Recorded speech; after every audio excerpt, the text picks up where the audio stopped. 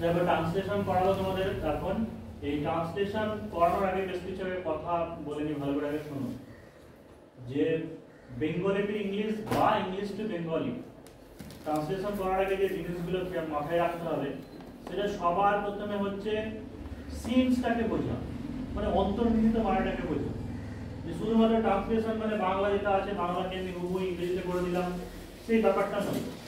যে ভালো করে যদি প্যারাগ্রাফ দেওয়া থাকে, মানে এখন ক্লাসিক বা মিসলেনিয়াসে তোমার প্যারাগ্রাফই থাকবে, ঠিক আছে, এরকম প্যারাগ্রাফ থাকবে। আর পুলিশের পরীক্ষাতে কি হচ্ছে, পুলিশের পরীক্ষাগুলো তো তোমার অনলাইনে টাইপের আসছে, যে 10টা সেন্টেন্স 10 রকমের হতে পারে, কারোর সাথে কারো মিল নেই, ওটা আলাদা ব্যাপার। কিন্তু এই ধরনের যে প্যারাগ্রাফ মানে অনুচ্ছেদ যেগুলো থাকছে, সেই ক্লাসিকে আসছে বা আগের পুলিশ লাইনে আসতে বা এখন আবার হতে পারে যে প্যারাগ্রাফের মধ্যে দিল, ঠিক আছে, লাস্ট হয়তো ডব্লিউবিডিতে ওই অনলাইন আর একটা করে দিয়েছে, আবার পুরোনোর মতো এরকমও দিতে পারে। এটা জানবে যে এরকম করে একটা প্যারাগ্রাফ দেওয়া মানে এটাই বেশি কঠিন, এটাই বেশি কঠিন।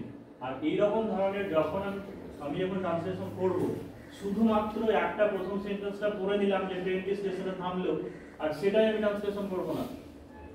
অর্থাৎ আমাকে পুরোটা পড়ে দেখতে হবে, কারণ এরকম একটা প্যারাগ্রাফ দেওয়া থাকে মানে কি, প্যারাগ্রাফটা কোনো একটা বিশেষ টপিকের উপরে আলোচনা হচ্ছে। সেটা হতে পারে কোনো একটা স্টোরি, তাহলে স্টোরি মানে কি, স্টোরি গল্প, কোনো একটা গল্প মানে হচ্ছে পুরোনো মানে এই অতীতের মানে যে পাস্ট টেন্স লেখা, বা হতে পারে প্রেজেন্ট ইনডিফিনাইট, ঠিক আছে, এরকম জিনিস যদি হয় মানে ভাববে যে পাস্ট টেন্সই হচ্ছে, পাস্টের হয়তো বিভিন্ন ফরম্যাট হতে পারে, past indefinite, continuous, past perfect, এরকম হতে পারে। কোন একটা প্যারাগ্রাফে যদি দেখো যে প্রেজেন্ট ফরম্যাটে হচ্ছে, তার মানে বেশিরভাগটাই সব কি প্রেজেন্ট ফরম্যাটেই হবে, প্রেজেন্ট ইনডিফিনাইট হতে পারে, প্রেজেন্ট কন্টিনিউয়াস হতে পারে। এই ব্যাপারটাকে আগে বুঝতে হবে যে প্রথম সেন্টেন্সটা আমি বললাম যে ট্রেনটি স্টেশনে থামলো, আর এটার পরিপ্রেক্ষিতে বললাম তা না।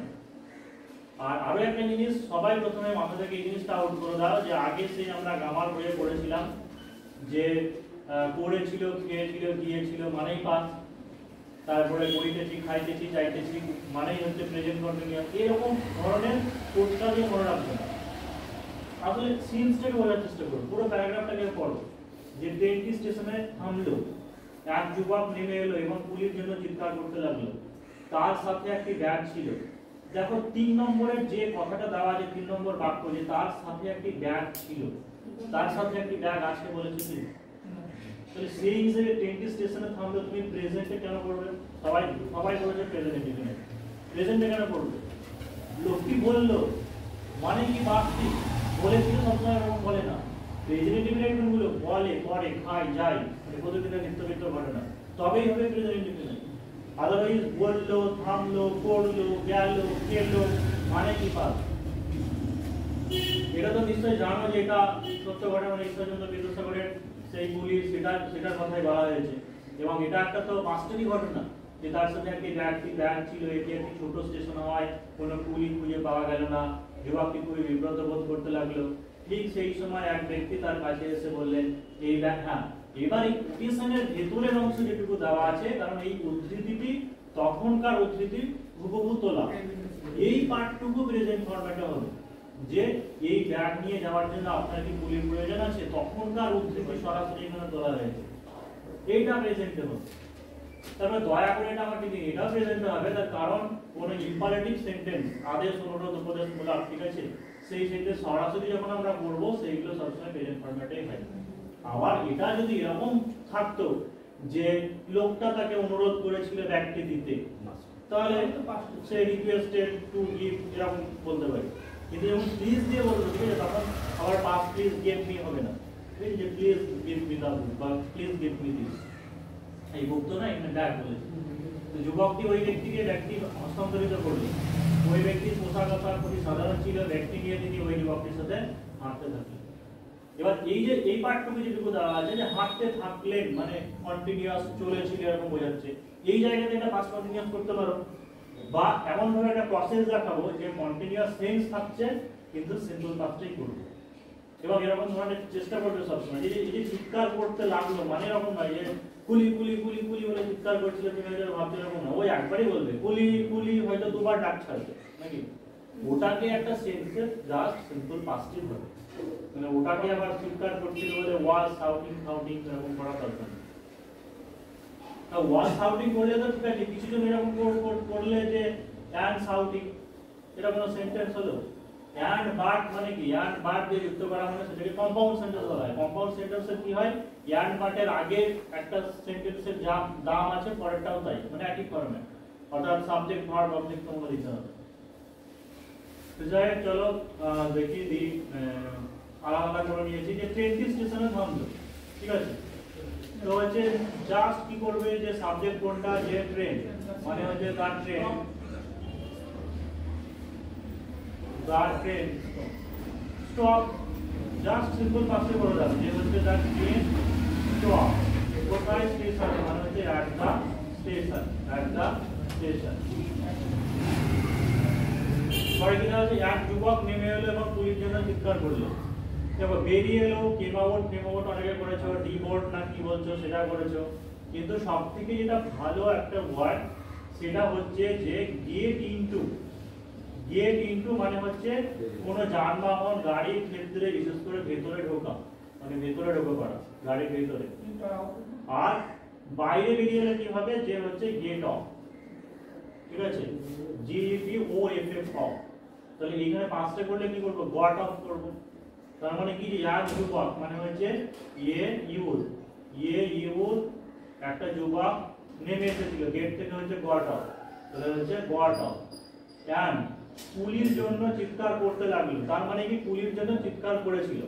তাহলে আমি কি করছি, সিম্পল পাস্টই করছি। তাহলে ইউথ গট অফ এবং চিৎকার করেছিল, কি হবে, সাউট মানে চিৎকার করা, পাঁচটা করলে কি হবে, সাউটেড। তাহলে yeah shouted, yeah shouted for a police, COOLIE police.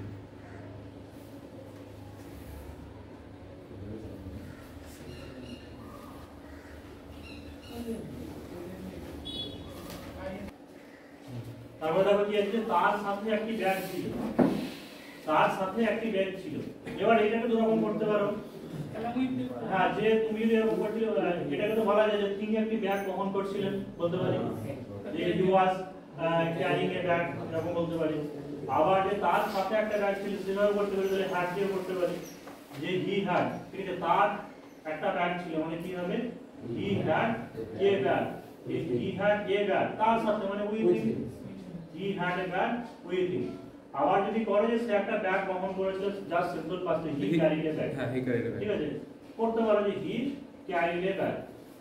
এই ব্যাপারটাকে বুঝতে হবে যে ট্রান্সলেশন মানে হুবহু যে একদম ওরকমই করতে হবে তা না, তার সাথে একটা ব্যাগ ছিল মানে কি, সে একটা ব্যাগ বহন মানে করেছিল, হ্যাড উইথ এসব লাগানোর দরকার নাই। হ্যাঁ, তবে এরকম এটাই করা ঠিক যে বহন করছিল, তার কারণ অ্যাকচুয়ালি ক্যারি করা মানে কি, ক্যারি করা মানে নিজেও নিয়ে যাওয়া। এবারে এটি একটি ছোট স্টেশন হওয়ায় কোনো কুলি খুঁজে পাওয়া গেল না। এটা দেখো এখানে কি আছে, যে সিম্পল সেন্টেন্স দেওয়া আছে, টি ডবল ওয়ার্ড টু দিয়ে করা যাবে। সিম্পল সেন্টেন্স দেওয়া আছে, ইংরেজি করতে হলে আমি কি করব, আমি কম্পাউন্ড সেন্টেন্সে করি, তাহলে বেশি ভালো হবে। কি করব, যে এটা যেহেতু এটা ছোট স্টেশন ছিল সেহেতু কুলি পাওয়া যায়নি, বা কুলি পাওয়া যায়নি কারণ এটা একটা ছোট স্টেশন। তাহলে অ্যাজ দিয়ে যদি করি, অ্যাজ বা সিন্স, ঠিক আছে, সিন্স মানে যেহেতু, বা অ্যাজ মানে যেহেতু, তাহলে অ্যাজ ইট ওয়াজ, যেহেতু as it was a small station, it was a small station, সেহেতু মানে কি, কমা, কোনো কুলি পাওয়া যায়নি মানে হচ্ছে নো কুলি, নো কুলি could not be found, could sorry not no তো দিয়ে দিয়েছি, could be found মানে পাওয়া যায়নি, কি মানে এটা হচ্ছে প্যাসিভ ভয়েস করছে, ঠিক আছে, যে নো কুলি could be found। আবার এরকম করতে পারো যে কোনো কুলি খুঁজে পাওয়া গেল না, লেখা আছে কোনো কুলি ছিল না, এরকম সেন্স করতে পারি যে there was no কুলি, কতটা আছে যে there was no কুলি because it was a small station, there was no pulley as it was a small station. Okay. তা there was ওটা যদি আগে লিখো তাহলে because করবে, আবার আসবে না করবে, এরকম বলতে পারি যে there was no pulley because it was a small station। যুবকটি খুবই বিব্রত বোধ করতে লাগলো, যুবকটি খুবই বিব্রত বোধ করতে লাগলো, মানে হচ্ছে দা ইউ, এই যে এটা উল্টো রাখলো লেখা আছে, তার মানে কি যে কন্টিনিউয়াস করতে হবে তা না, মানে সে বিব্রত বোধ করেছিল, জাস্ট এই সেন্সে বলবো যে সে বিব্রত বোধ করেছিল। তাহলে বিব্রত বোধ করা বা অনুভব করা, ঠিক আছে, তাহলে ফেল করব যে দা you would fail, the you would fail very embarrassing, EMBRASSING, embarrassing.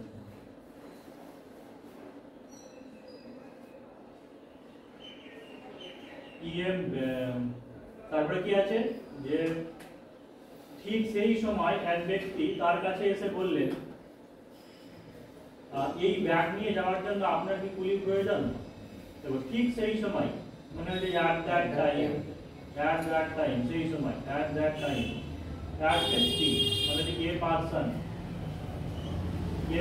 তার কাছে এসে বললেন, তার কাছে মানে ক্লিয়ার করা দরকার নাই, কেম টু হিম বলতে পারো, তার কাছে এসে বলেছিল, বা বলতে পারো যে টার্নড আপ মানে যে উপস্থিত হয়েছিল, সে তাকে বললো, এরকম বললে হবে? হ্যাঁ, সে তাকে বললো, মানে at that time, মানে তার কাছে এসে বলো না, এরকম করে যে উপস্থিত হয়েছিল সেই ব্যাপারটা আসতে হবে, at that time a person turned up বলতে পারি, turned up মানে যে উপস্থিত হওয়া, বা came to him তার কাছে এসেছিল সেটা বলতে পারি, যে came এসেছিল to him, came to him, এবং বলেছিল and said কমা ডেকোরেশন। এই পার্টটুকু ভালো করে, এই ব্যাগ নিয়ে যাওয়ার জন্য আপনার কি কুলির প্রয়োজন, এই পার্টটুকু কিন্তু কি হবে প্রেজেন্ট ইনডেফিনিট টাইম, তোমার হচ্ছে সিম্পল প্রেজেন্টে, কারণ হচ্ছে তখনকার কথাটা বহু তোলা আছে।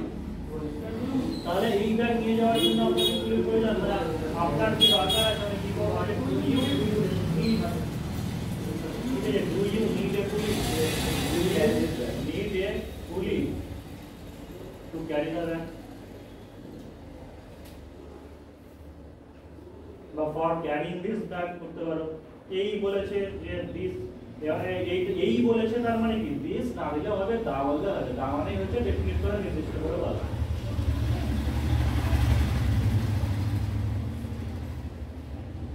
করে দিচ্ছে তখন এই সহজ লাগছে, বলে দিচ্ছে তখন সহজ লাগছে, বলে মানে তখন মনে হচ্ছে এত সহজ করে মাথায় আসেনি, মানে ওটাই যে প্র্যাকটিস করতে হবে। প্রথমত একটা জিনিস বললাম ওই টেন্সের ব্যাপার, কিন্তু যারা ক্লাসিক বিশেষ করে, বা ক্লাসিক বলে নয়, পুলিশের কিন্তু যখন তখন মানে মাথা দেওয়া আছে পাগলা জানো পুলিশ বোর্ড, একবার এক রকম দেয়, বলা যায় না, হয়তো আবার এরকম প্যারাগ্রাফের মতো দিতে পারে, আর এই প্যারাগ্রাফের মতো দিলে পরে সব থেকে টেন্স বোঝাটা কিন্তু মুশকিল, ভালো করে বোঝো। শুধু ব্যাকরণ বইতে ছিল যে এইটা মানে এই টেন্স, ওইরকম ভাবে হবে না। শেখার অ্যাপ্লাই মতো কিন্তু পার্থক্য আছে, যে দয়া করে এটা আমাকে, হ্যাঁ এটা দেখো যে দয়া করে এটা আমাকে দিন, তখন এটা হলে কি হচ্ছে যে ইম্পারেটিভ সেন্টেন্স তোমাকে এটা প্রেজেন্টই করতে হবে, যে please give me the bag করতে পারো, বা প্লিজ গিভ মি। যুবকটি ওই ব্যক্তিকে ব্যাগটি হস্তান্তর করলো, এই যে করলো মানে এরকম সেন্স আছে তো আমাদের, এরকম আছে করলো মানে কিছুক্ষণ আগে হলো, তাহলে প্রেজেন্ট পারফেক্ট এরকম সেন্স নেই, কিন্তু না সব পাস্টেই চলছে। তাহলে যে দা ইউজ